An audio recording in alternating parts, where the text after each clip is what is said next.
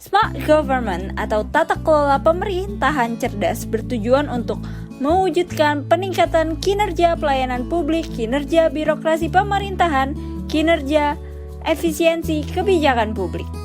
Untuk mewujudkan tata kelola pemerintahan cerdas, maka dibutuhkan langkah-langkah konkret atau best practice dalam manajemen ASN.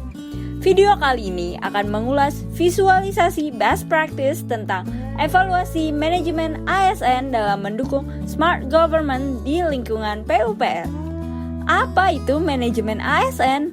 Manajemen ASN adalah pengelolaan ASN untuk menghasilkan pegawai ASN yang profesional, memiliki nilai dasar berakhlak, etika profesi, bebas dari intervensi politik, dan bersih dari praktik korupsi, kolusi, dan nepotisme.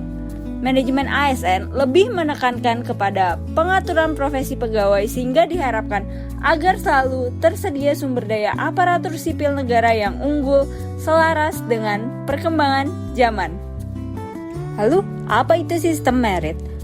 Untuk mendapatkan profil pegawai yang unggul diperlukan sebuah sistem pengelolaan SDM yang mampu memberikan kesempatan pengembangan diri bagi individu yang bekerja di dalamnya. Sebuah sistem yang efektif, efisien, terbuka, dan bebas dari kepentingan politik ataupun individu dan kelompok tertentu, serta berkeadilan.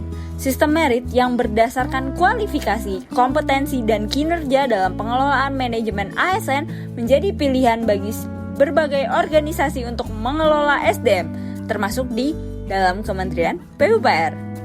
Penerapan sistem merit dalam pengelolaan ASN mendukung pencapaian tujuan dan sasaran organisasi dan memberikan ruang bagi transparansi, akuntabilitas, objektivitas, dan juga keadilan.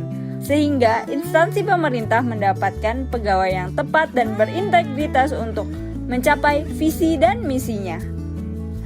Best practice manajemen ASN dalam mendukung smart government di lingkungan Kementerian PUPR diantaranya: 1. Perekrutan pegawai, seleksi penerimaan aparatur sipil negara telah menggunakan sistem berbasis CAT atau Computer Assisted Test dengan tujuan proses seleksi dan penilaian lebih cepat, adil, dan transparan.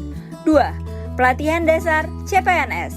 Setelah dinyatakan lulus seleksi, maka CPNS akan mendapat pelatihan dasar di bawah bimbingan BPSDM yang berkolaborasi dengan lembaga administrasi negara.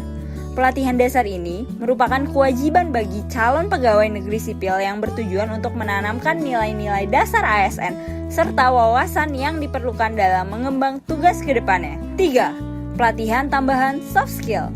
Soft skill adalah kemampuan mengelola diri sendiri dan orang lain. Dalam dunia kerja, SDM yang berkualitas bukan hanya yang memiliki hard skill atau kemampuan teknis, melainkan juga piawai dalam aspek soft skill yang dimilikinya. 4. Pembuatan DUPAK atau Daftar Usulan Penetapan Angka Kredit. DUPAK adalah formulir yang berisi keterangan perorangan pegawai dan butir kegiatan serta bukti kerja yang diisi oleh pegawai jabatan fungsional untuk mendapatkan kenaikan pangkat atau promosi. 5. Penilaian kinerja.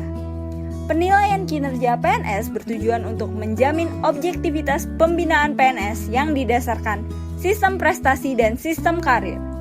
Penilaian kerja PNS dilakukan berdasarkan perencanaan kinerja pada tingkat individu dan tingkat unit atau organisasi, dengan memperhatikan target, capaian, hasil, dan manfaat yang dicapai serta perilaku PNS.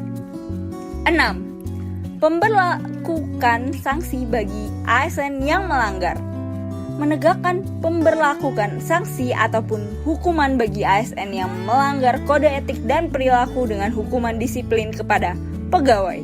7. Pemberlakuan terhadap ASN yang purna bakti.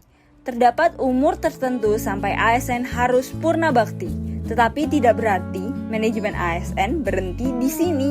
ASN yang pensiun atau purna bakti akan mendapatkan sistem pendanaan pensiun yang bersumber dari iuran yang dilakukan bersama-sama oleh ASN.